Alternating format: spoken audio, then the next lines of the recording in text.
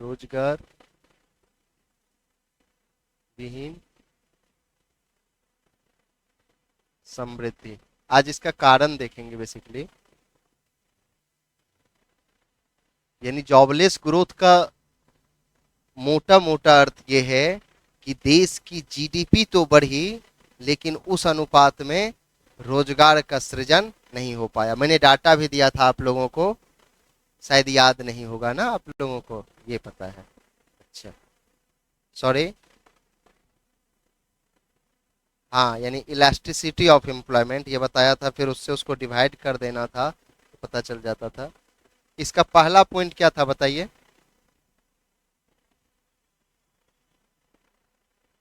क्या था बताइए कोई?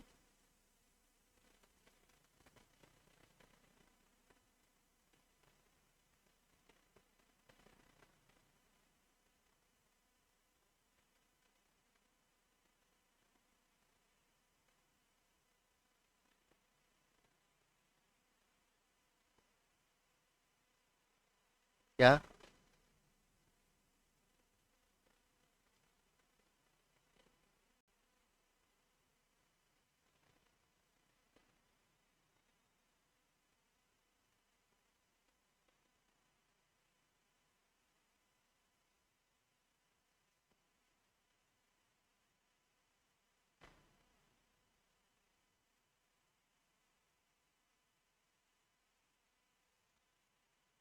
पूंजी प्रधान निजी एवं विदेशी निवेश। ठीक है, ये मैंने बताया था आपको कि देश में क्या हुआ आर्थिक सुधार के बाद हमारे यहाँ, कि जो भी कंपनियां आई बाहर से, ठीक है, विदेश से, वो पूंजी पूंजी प्रधान निवेश किया, ना कि श्रम प्रधान निवेश किया। श्रम प्रधान निवेश क्यों नहीं करा? क्योंकि हमारे यहाँ लेबर लॉ की, यानी रिजिड लेबर लॉ है, यानी जटिलता है। ठीक है, कि जो भी कंपनी है, बिजनेसमैन है, वो थोड़ ना क्या कहते हैं, वो सोचेंगे कि ये 12th पास आउट बंदा है, ये बीएसएससी के थ्रू या जैसे भी ये लेबर इंस्पेक्टर बन गया है, और सुबह शाम आकर के हमको लेबर लॉ संबंधी ज्ञान बताते रहता है, ज्ञान देते रहता है कि भैया सर इतने आप श्रम रखे हैं, इसके संबंध में वेलफेयर के लिए गवर्नमेंट का ये प्लान है, आप ये सब फॉलो करो, वो करो, ये करो। तो उसको ये नहीं चाहिए, वो चाहता है कि हम भैया पूंजी इन्वेस्ट कर रहे हैं तो हमको लाभ चाहिए। ठीक है, वो अपना इंटरेस्ट को प्रोटेक्ट करता है, इसीलिए वो बड़े पैमाने पर वो कोशिश करता है कि हम पूंजी प्रधान निवेश करें, और श्रम प्रधान निवेश करने का जो झंझट है, जो समस्या है, ठीक है, पता चल रहा है कि लेबर इंस्पेक्टर को उसे रिश्वत भी देना पड़ रहा है। ठीक है, रिश्वत वाली समस्या है, देश की श्रम कानूनों की जटिलता है, जिस वजह से मैंने बताया था कि 2020 में जब मोदी सरकार मेक इन इंडिया को प्रमोट करने के लिए, जब यहाँ पे ये हुआ कि जो भैया बड़ी बड़ी कंपनियों ने कहा कि तुम्हारे यहाँ यार श्रम कानूनों की इतनी जटिलता है, लेबर लॉ एक सबसे बड़ा प्रॉब्लम था, तो भारत मोदी सरकार ने 29 यूनियन लिस्ट के जो लॉ थे सबको मर्ज करके 4 लेबर लॉ बनाया। ठीक है, ये मैंने बताया था आप लोगों को। इसलिए पूंजी प्रधान निवेश हुआ हमारे यहाँ। जब पूंजी प्रधान निवेश हुआ तो श्रमिक का क्या हुआ? उसको फिर, यानी उसको रोजगार ही नहीं मिला, पूंजी आया। पूंजी से क्या तात्पर्य है?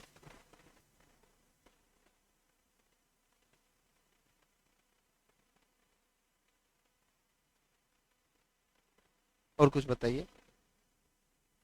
पूंजी प्रधान, सही बता रहे हैं आप। पूंजी प्रधान से तात्पर्य है कि जितनी मात्रा में हमारे पास अन्य संसाधन है, अन्य संसाधन मतलब लेबर हो गया, प्राकृतिक संसाधन है, उस मात्रा में, उतनी ही मात्रा में हमारे पास फैक्ट्री और मशीनरी का अभाव है। इसीलिए हम जब बाहर जाते हैं, यानी प्राइम मिनिस्टर ऑफ इंडिया जब बाहर विजिट करते हैं, तो ये बड़े बड़े कंपनी के सीईओ से बात करते हैं कि भैया आप वहां पे इन्वेस्ट करो।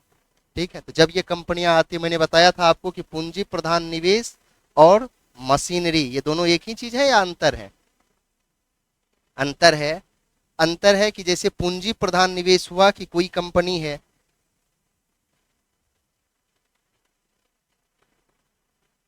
यानी ये एक ही कंपनी है, ये विदेशी है, इसने इंडिया में इन्वेस्ट किया। ठीक है, इन्वेस्ट किया और बाहर से ये ऑटोमेटेड मशीन लाया, यानी स्वचालित मशीन लाया, यहाँ पे नया फैक्ट्री खुला और ऑटोमेटेड मशीन लाया, और 20 स्किल्ड लेबर को इंडिया में देख लिया या वहीं से लेते आया। और एक एक फैक्ट्री है महंत सेवादास का भारत में बी, ठीक है, इसका फैक्ट्री यहाँ पहले से एस्टेब्लिश्ड है। यहाँ पे 100 लेबर काम कर रहा है, यहाँ पे 20 लेबर काम कर रहा है, लेकिन ये दोनों के प्रोडक्शन पे कोई फर्क नहीं पड़ रहा है। तो ये जो सेवादास है यहाँ, ये सोच रहा है कि भैया यहाँ पे 20 ही लेबर है, मेरे पास 100 लेबर है, और लेबर इंस्पेक्टर की अलग समस्या है, ये सुबह शाम आकर के मुझे ज्ञान देते रहता है। तो हम भी क्यों ना यहाँ पे जो ऑटोमेटेड प्लांट लगा हुआ है,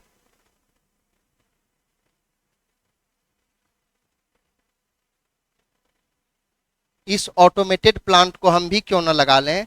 तो प्रोडक्शन पे जब कोई फर्क नहीं पड़ता है, तो ये भी यहाँ पे ऑटोमेटेड प्लांट लगाता है, और यहाँ 100 में से 80 को बाहर का रास्ता दिखा दिया जाता है।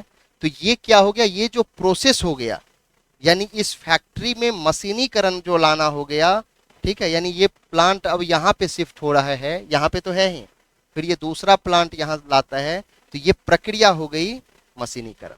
यानी पूंजी प्रधान निवेश यहाँ पे हुआ, ठीक है, कि ये 20 ही स्टाफ था, यहाँ फैक्ट्री इंडिया में पहले, मतलब जो भी चीजें थी पहले से, उसमें इन्होंने मशीनीकरण कर दिया, ठीक है। भारत में कौन सी समस्या है, भारत में पूंजी प्रधान निवेश की समस्या है, यहाँ पूंजी नहीं है, फैक्ट्री नहीं है, मशीनरी नहीं है। लेकिन विदेशों में क्या समस्या है, विदेशों में मशीनीकरण की समस्या है। भारत में बेरोजगारी का कारण पूंजी प्रधान निवेश है, लेकिन विदेशों में समस्या है मशीनीकरण, क्योंकि अब मशीनीकरण की वजह से वहां पे रोजगार हट रहे हैं, मतलब बेरोजगारों की संख्या बढ़ रही है, क्योंकि फैक्ट्री वहां 20 साल पहले से है अमेरिका और यूरोप में लोगों को रोजगार देने के लिए, जॉब देने के लिए। भारत में ये धीरे धीरे हो रहा है, यानी अल्प विकसित देशों में, विकासशील देशों में ये धीरे धीरे हो रहा है, ठीक है। तो बेरोजगारी का कारण आपको समझ में आ गया कि यहाँ पे पूंजी प्रधान निवेश हमारे यहाँ एक समस्या है, और जब पूंजी प्रधान निवेश हुआ तो यहाँ पे लोगों को रोजगार कम मिला, क्योंकि लोगों का जो स्थान था, यानी लोगों को रिप्लेस किया ना मशीनी फैक्ट्री।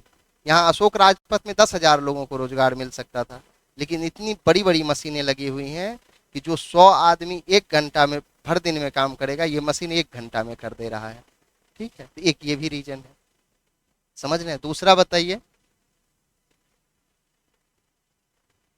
जनसंख्या का तीव्र वृद्धि, और कुछ। अच्छा ये बताइए, अपने यहाँ भारत में आर्थिक वृद्धि सबसे ज्यादा किस क्षेत्र में हुई, बताइए। मैंने बताया है, मैंने डाटा दिया है आप लोगों को, लिस्ट दिया है, बजावते पेज नहीं पलटते आप लोग। बिल्कुल, आर्थिक वृद्धि सबसे ज्यादा सेवा क्षेत्र में हुई है, ऑब्वियस सी बात है।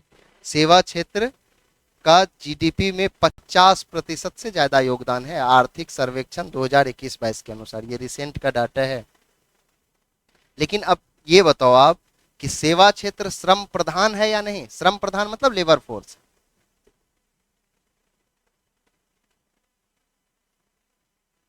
श्रम प्रधान है। अच्छा, कितने लोग सर्विस सेक्टर में इन्वॉल्व हैं, तो फिर हुआ ये श्रम प्रधान। देश की जीडीपी में ये पॉइंट, तो पहला पॉइंट क्लियर हो गया ना, पूंजी प्रधान निजी एवं विदेशी निवेश, फर्स्ट पॉइंट हो गया जॉबलेस ग्रोथ का। दूसरा अब हम लोग जिक्र करते हैं, जब आप ये बताओ सेवा क्षेत्र देश की जीडीपी में 50% से ज्यादा का इसका योगदान है, कंट्रीब्यूशन है, ठीक है।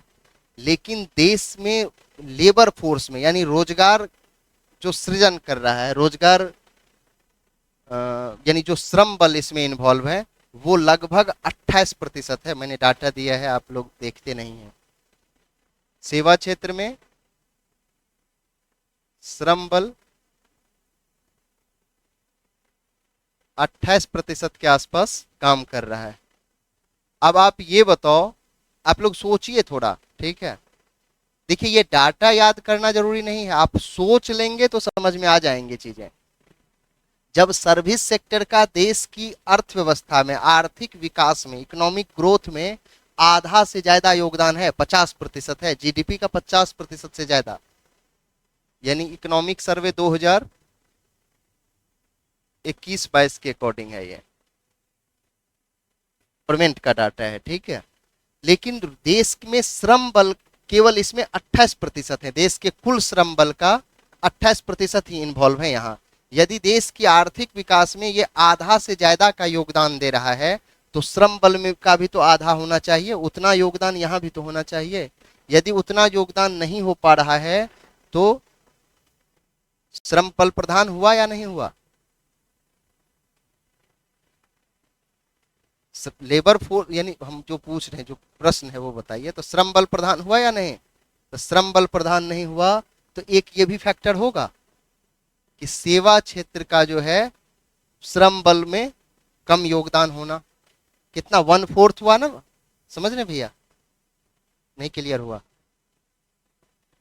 देश की जीडीपी है मान लीजिए 100 रुपया, तो देश की जीडीपी समझ रहे हैं ना, सकल घरेलू उत्पाद, टोटल जो भी आर्थिक विकास है, उसमें सर्विस सेक्टर का, अच्छा पहले आप लोग ये सेक्टर समझते हैं ना, सर्विस, प्राथमिक, द्वितीयक, तृतीयक, क्या सब प्राथमिक में क्या सब आएगा बताइए?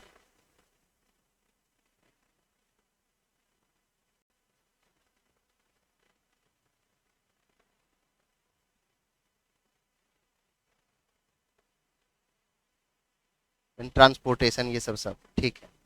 तो देश में आर्थिक विकास में टोटल में 50% योगदान है सेवा क्षेत्र का। अकेले सेवा क्षेत्र जो है 100 रुपया मान लेते हैं, देश का इकोनॉमिक ग्रोथ है 100 रुपया टोटल है, तो उसमें 50 रुपया ये अकेले दे रहा है, यानी सेवा क्षेत्र दे रहा है, सर्विस सेक्टर दे रहा है।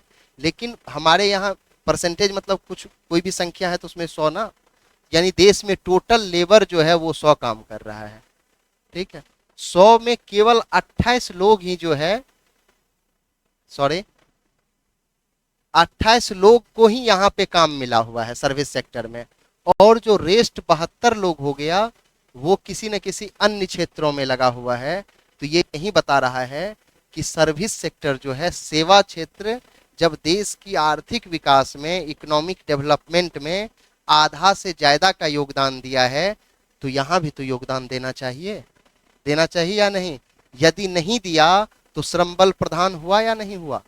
प्रश्न मेरा ये है, नहीं हुआ ना, क्योंकि कम से कम एटलीस्ट 100 में से 50 भी लेबर तो यहाँ ये काम में रख लेता, ठीक है। यदि इतना रख लेता तो हम मान सकते थे कि अभी जो देश में बेरोजगारी की समस्या है जिस लेवल पे, वो समस्या थोड़ी कम देखने को मिलती। इसमें आप लिख लीजिए सेकेंड वाला जो हेडिंग होगा,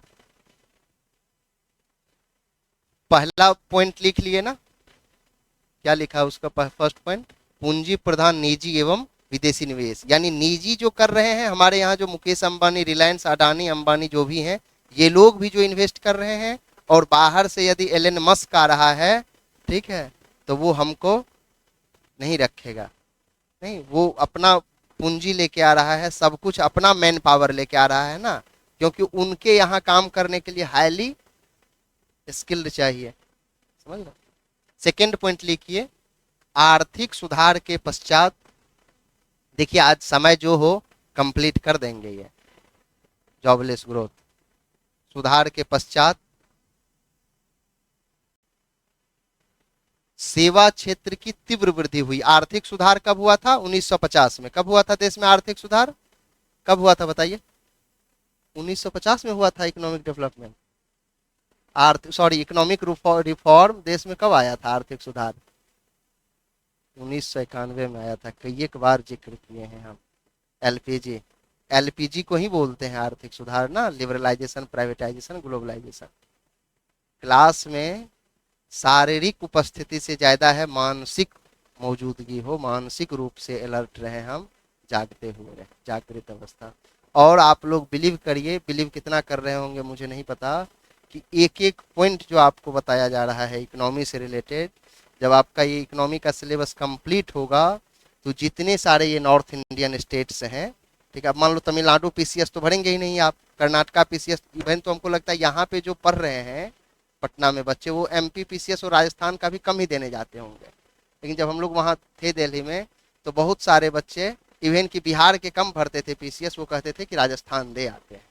जब पीसीएस निकलता था राजस्थान, मध्य प्रदेश, छत्तीसगढ़, तो इधर आपका जितना हो गया Bihar, UP, Jharkhand, MP, UPSC, ये टोटल का इकोनॉमी का जितना भी मेंस का क्वेश्चन है टोटल आप सॉल्व कर पाने की बेहतर स्थिति में होंगे।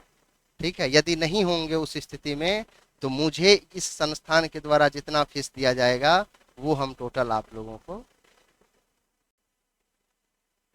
लेकिन शर्त यह है कि आप लोग क्लास पंक्चुअल होके करिए, जहां पे समझ में ना आए आप बजावते पूछिए, क्योंकि आप लोगों की सेवा में ही हमको रिक्रूट किया गया है। समझ रहे हैं? चलिए, आर्थिक सुधार के पश्चात सेवा क्षेत्र की तीव्र वृद्धि हुई, यानी सर्विस सेक्टर, ब्रैकेट में लिख लीजिए जीडीपी में योगदान के संदर्भ में।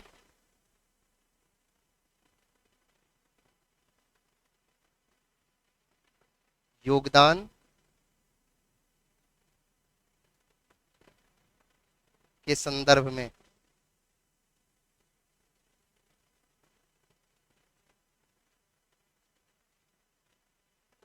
परंतु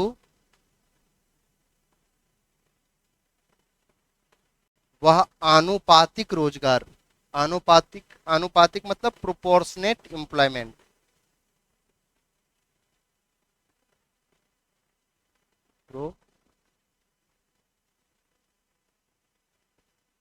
आनुपातिक रोजगार ना,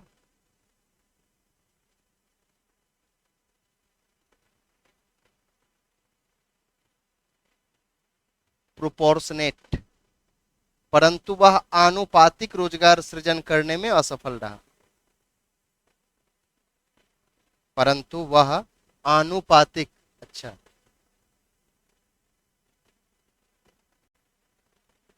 ऐसे लिखते हैं आनुपातिक जी। अच्छा, यहां लिख लिए ना, ये हो गया हेडिंग।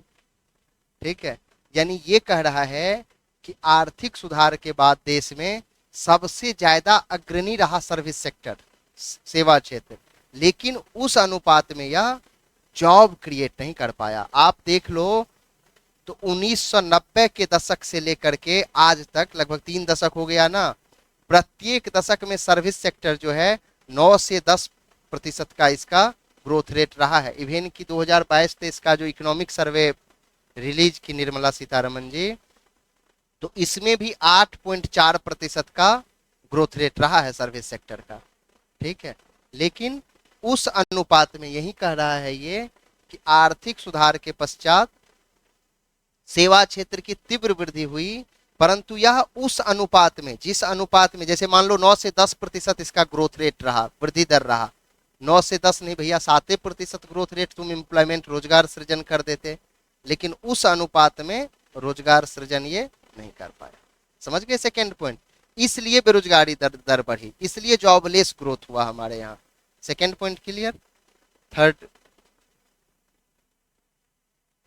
अच्छा लिखवाना है,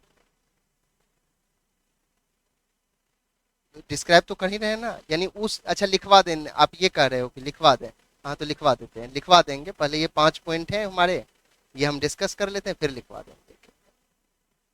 ठीक है, थर्ड पॉइंट है कि क्या कहते हैं, नेक्स्ट, ये क्लियर हो गया ना, कि यानी सेवा क्षेत्र तीव्र गति से आर्थिक वृद्धि में इसका सबसे मेजर कंट्रीब्यूशन रहा, बड़ा योगदान रहा, लेकिन उस अनुपात में ये रोजगार सृजन नहीं कर पाया।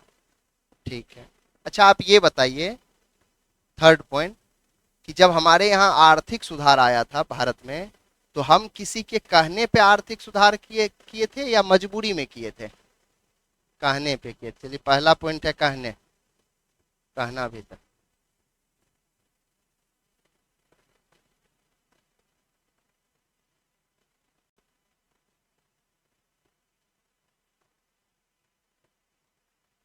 हम, लेकिन डिस्क्रिशनरी पावर किसके पास था, यानी विशेषाधिकार शक्ति? नहीं, मतलब विशेषाधिकार, हम तो सॉवरेन कंट्री हैं, संप्रभु हैं। हाँ, यानी हम मजबूरी में आर्थिक सुधार किए थे। ठीक है, क्यों किए थे, क्या ऐसी मजबूरी क्या आन पड़ी थी मेरे पास? बिल्कुल, भारत के पास जो फॉरेक्स रिजर्व था वो मात्र 15 दिन के लिए बचा था।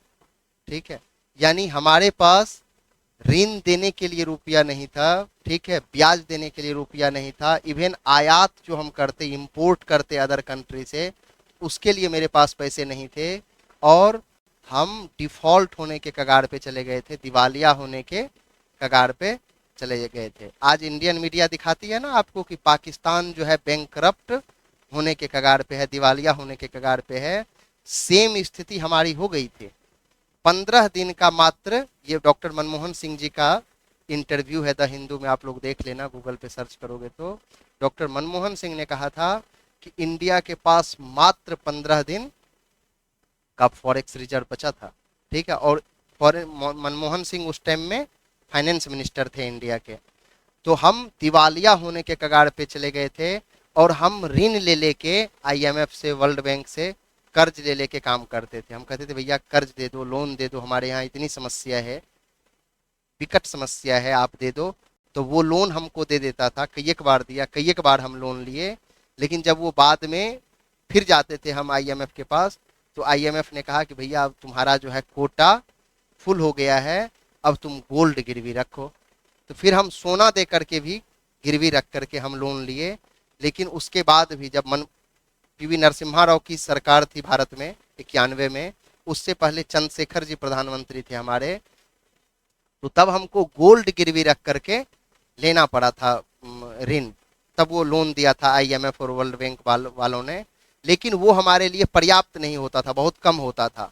जब नरसिम्हा राव सरकार की सरकार बनी देश में, तो नरसिम्हा राव की सरकार ने डायरेक्ट आईएमएफ और वर्ल्ड बैंक से निगोशिएट किया, बात किया, कहा भैया ये छोटे मोटे लोन उन से हम, मेरा काम नहीं चल, मुझे बड़े पैमाने पर व्यापक मात्रा में लोन चाहिए, तभी काम होगा।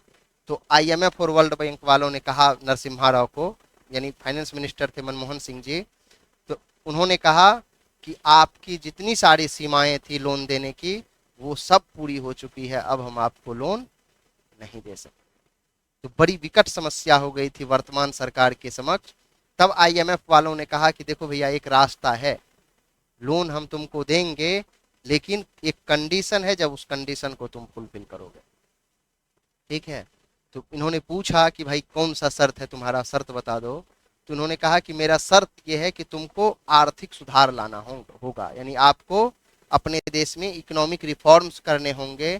ठीक है, और अपनी अर्थव्यवस्था को आपको ओपन करना होगा, खोलना होगा, तब तो हम अभी भी लोन देंगे आपको और आगे भी देते रहेंगे, हमेशा देंगे। लेकिन शर्त यह है कि आप अर्थव्यवस्था को आर्थिक सुधार लो। अब भारत के समक्ष दो समस्या आ गई थी, या तो भारत आर्थिक सुधार यानी आईएमएफ के शर्त को मान ले, या भारत दिवालिया हो जाए। तो कोई भी देश दिवालिया होना चाहेगा, क्योंकि बहुत बड़ी बदनामी होती है। नहीं, ये छोटी मोटी बदनामी नहीं होती, एक तो इंटरनेशनल मार्केट में बदनामी होती है, अंतरराष्ट्रीय स्तर पे, कि अभी जो हम जाते हैं और 56 इंच का सीना दिखाया जाता है बाहर में, बड़े बड़े प्रोग्राम किए जाते हैं न्यूयॉर्क और ऑस्ट्रेलिया में, ओपेरा हाउस सिडनी में। ठीक है, तो वहाँ पे फिर हम ये 56 इंच नहीं दिखा पाते। तो इन्होंने कहा कि नहीं भैया, हम जो है आर्थिक सुधार कर रहे हैं, इसके लिए आपके जितने सारे कंडीशंस हैं हम इसको फुलफिल करेंगे। तो इन्होंने कहा कि आपको एलपीजी लाना होगा। पहला ये था एलपीजी, आप लोग जानते ही हैं कि लिबरलाइजेशन, प्राइवेटाइजेशन और ग्लोबलाइजेशन, यानी उदारीकरण करना होगा, निजीकरण और वैश्वीकरण। फर्स्ट हुआ एलपीजी। दूसरा आईएमएफ वालों ने कहा कि भैया तुम अपने बजट घाटे को क्या करो, कम करो। जब तुम्हारे पास बजट घाटा समझते हैं ना, कि यानी जो रिवेन्यू है, यानी अभी मोटा मोटा समझ लीजिए, फिर बजट घाटे के भी कितने प्रकार, बहुत प्रकार हैं। फिर जब हम लोग बजट देखेंगे तो फिर उसमें डिटेल में देखेंगे। बजट घाटा हो गया कि जो सरकार के समक्ष जो रिवेन्यू है, यानी जो आय है, जो राजस्व आ रहा है, उसके तुलना में हम ज्यादा खर्च, एक्सपेंडिचर कर रहे हैं, ज्यादा खर्च कर रहे हैं, तो वो हो गया बजट डिफिसिट, बजट घाटा। तो इन्होंने, आईएमएफ वालों ने कहा वर्तमान सरकार को कि आप अपने बजट घाटा को कम करो। बजट घाटा इट मीन्स कि जो भी विकासात्मक कार्य कर रहे हो तुम, सबसे पहले उसे कम करो। जब आपके पास पैसा नहीं है तो फिर आप क्यों ये इलेक्शन में वादा करते हो कि हम जब मेरी सरकार बनेगी तो हम स्कूटी देंगे, मारुति देंगे, टीवी देंगे, पता नहीं भगवान जाने क्या क्या ये लोग वादा करते नहीं। उसका अल्टीमेट बर्डन किस पर पड़ता है? हमारे आप पे, हम पे, आप पे ही पड़ता है ना, क्योंकि नेताजी अपने घर से तो लाके नहीं देते। जो टैक्स पेयर का रुपया है, जो आप कपड़ा खरीदते हैं, साबुन खरीदते हैं, जो भी खरीदते हैं, उसमें जो भी टैक्स इन्वॉल्व है, जो आप रुपया देते हैं, उसी से ये रोड और मेट्रो बन